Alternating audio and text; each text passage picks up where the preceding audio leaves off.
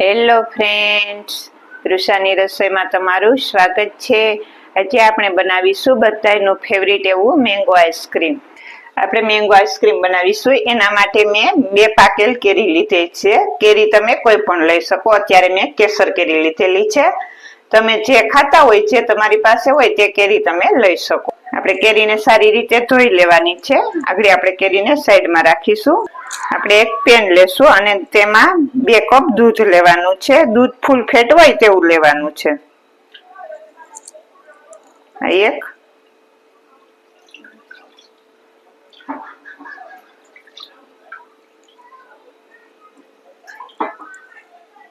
ને આપણે તેમાં 1/4 કપ મિલ્ક પાવડર લેશું અને આપણે તેમાં 1-2 ટીસ્પૂન કસ્ટર્ડ પાવડર ઉમેરીશું। કસ્ટર્ડ પાવડર જો તમારે ના લેવો તો કોર્નફ્લોરનો પાવડર પણ તમે લઈ શકો। ને આપણે આ બધાને અહીંયા નીચે જ સારી રીતે મિક્સ કરી લેવાનું। આપણે કસ્ટર્ડ પાવડર ઉમેરેલો છે એટલે એનાથી તેનો કલર પણ સરસ આવી જશે। મેંગોનો તો પોતાનો એક કલર હોય જ છે, આપણે એમાં કોઈ કલર ઉમેરતા નથી। હવે આ મિશ્રણ સરસ મિક્સ થઈ ગયું છે। આપણે ગેસ ચાલુ કરી અને પેનને ગેસ ઉપર મૂકીશું અને આપણે આને સરસ ઘટ થાય ત્યાં સુધી થવા દેવાનું છે। એકદમ સાવ મિક્સ કરી અને પછી જ મૂકવાનું ગેસ ઉપર, નહીતર શું થશે કે એમાં લમ્સ પડી જશે। ને આપણે ગેસ સાવ ધીમો જ રાખવાનો, એકદમ ફાસ્ટ ગેસ ઉપર નથી કરવાનો, નહીતર શું થશે કે આપણે આમાં મિલ્ક પાવડર અને કસ્ટર્ડ પાવડર ઉમેરેલો છે તો નીચે એ બેસી જશે। ને તમે હું અત્યારે ભૂલી ગઈ હતી, તમે આ મિશ્રણ જ્યારે પેનમાં ઉમેરો ત્યારે સહેજ પાણી નાખી દેવાનું, જેથી કરીને નીચે ચોટશે નહીં, બેસશે નહીં। થોડું થોડું ઘટ પણ થવા માંડ્યું છે, તમે જોઈ શકો છો। થોડું ઘટ થઈ જાય પછી આપણે તેમાં અડધો કપ ખાંડ ઉમેરીશું।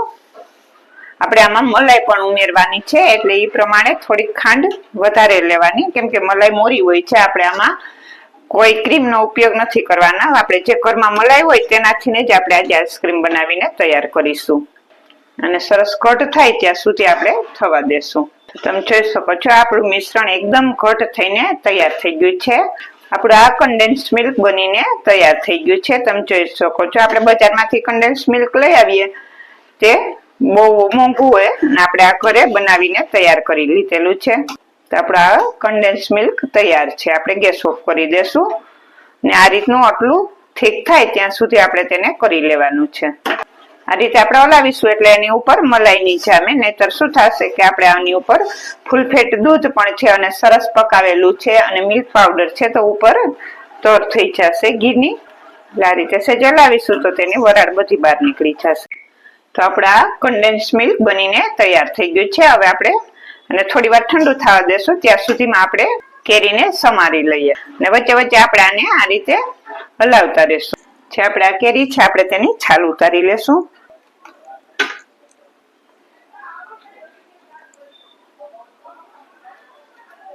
કેરી સરસ પાકી હોય તેવી જ લેવાની। જે આપણે આ કેરીની છાલ ઉતારેલી છે આપણે તેને કટ કરી અને નાના પીસ કરી લેવાના છે।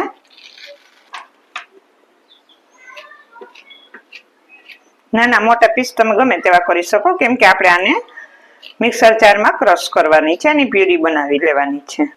અત્યારે સીઝન છે તો આપણે નેચરલ રીતે આ રીતે મેંગોનો આઈસ્ક્રીમ બનાવી અને એન્જોય કરી શકીએ। જે આપણે આ કેરીના પીસ કરેલા છે એને આપણે આ મિક્સર જારમાં લઈ અને ક્રશ કરી લેવાના છે।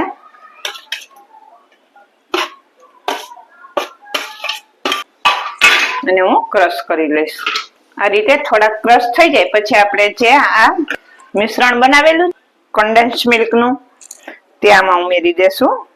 આ પણ ઠંડુ થઈ ગયું, ગરમ હોય ત્યારે નથી ઉમેરવાનું, ઠંડુ થઈ જાય પછી જ ઉમેરવાનું છે। અને આપણે આને પાછું સરસ હવે એકદમ સરસ ક્રશ કરી લેવાનું છે। હવે આપણું આ સરસ ક્રશ થઈ ગયું છે।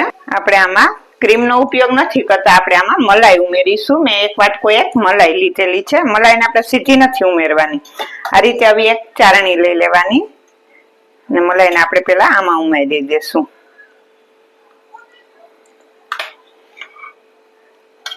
અને મિક્સ કરી લેશું। જે આમાં ક્રીમનો ભાગ હશે એ નીચે વહી જશે અને જે એની બહુ જાડી હશે તે આમાં જ ચારણીમાં જ રહી જશે, તો આપણે આ વ્હીપ ક્રીમ બની જશે। તમે જોઈ શકો છો જે જાડી મલાઈ હતી તે રહી ગઈ છે. આપણે આને નથી નાખવાની, આપણે આને લઈ લેશું બહાર. ને જે આપણી આછી ક્રીમ હોય તે બનીને તૈયાર થઈ ગઈ છે. અને દૂધની મલાઈ તમે લ્યો તો એ 1-2 દિવસની હોય તે જ લેવાની, સરસ તાજી હોય તે બહુ વાસી મલાઈ નથી લેવાની. તો આપણી આ વ્હીપ ક્રીમ બનીને તૈયાર થઈ ગઈ છે. જે આપણે બજારમાંથી વ્હીપ ક્રીમ લઈ આવીએ એવી જ બનીને તૈયાર થઈ છે. અને આને તમે બીટર મશીનથી બીટ કરશો તો જે આપણી ક્રીમ થાય તેવી જ ક્રીમ બનીને તૈયાર થશે. અને હું અહીં થોડીક સારી રીતે મિક્સ કરી લઈશ. હું એને વિસ્કરથી સારી રીતે મિક્સ કરી લઈશ.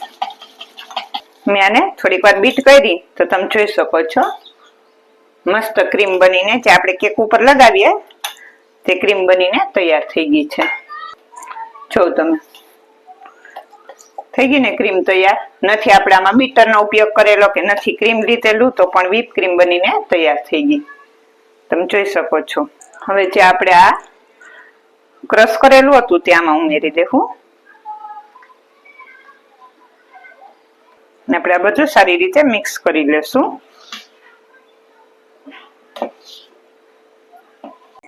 તો તમે જોઈ શકો છો એકદમ ક્રીમી એવો આપણો આઈસ્ક્રીમ બનીને તૈયાર થઈ ગયો છે.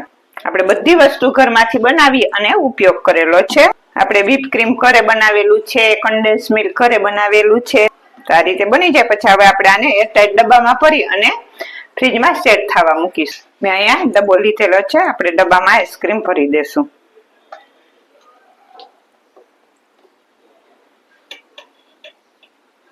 તો મસ્ત મજાનો મેંગો આઈસ્ક્રીમ બનીને તૈયાર થઈ ગયું છે. આપણે એને ઢાંકણ બંધ કરી અને 5-6 કલાક માટે ફ્રીજમાં સેટ થવા મૂકીશું. અને પછી પાછું એને એકવાર મિક્સરમાં ચર્ન કરી અને પાછું આપણે તેને જમાવવા માટે મૂકી દેશું. તો અત્યારે આપણે એને 5 થી 6 કલાક માટે જમાવવા માટે મૂકી દઈએ. હવે આપણે આ આપણું આઈસ્ક્રીમ ચેક કરીને જોઈ લઈએ. સરસ સેટ થઈ ગયું. આપણે એકદમ સાવ સેટ કરવાની જરૂર નથી, થોડું થોડું થશે તો પણ ચાલશે. હવે આપણે આને મિક્સર જારમાં લઈ લેશું. હવે આને મેં બધા આઈસ્ક્રીમને મિક્સર જારમાં લઈ લીધું. આપણે તેને ચાલુ બંધ કરી અને થોડુંક જ પીસવાનું છે, બહુ હાવ પીસવાનું નથી. તમે જોઈ શકો છો મેં આ રીતે એને પીસી લીધું, સાવ પીસું નથી. આપણે સાવ એને લિક્વિડી પાછું કરવાનું નથી. તમે આ રીતનું આપણે ઠીક જ રાખવાનું છે. હવે પાછું આપણે તે ડબ્બામાં ભરી દેશું.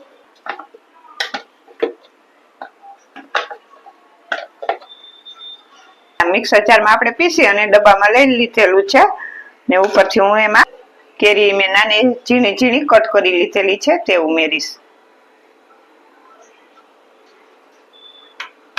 બધી બાજુ સરસથી ફેલાવી દઈશ.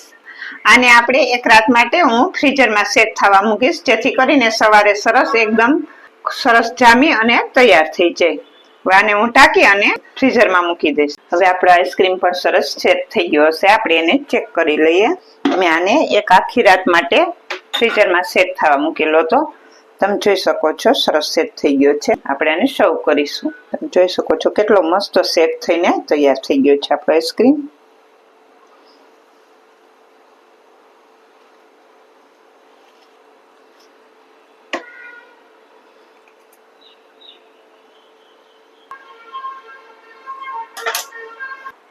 આપણો મેંગો આઈસ્ક્રીમ બનીને તૈયાર થઈ ગયો છે. તમે જોઈ શકો છો એકદમ મસ્ત ક્રીમી અને સરસ બનીને તૈયાર થઈ ગયો છે. આપણે તેને મેંગો સાથે સર્વ કરીશું. તો તૈયાર થઈ ગયો છે આપણો મેંગો આઈસ્ક્રીમ.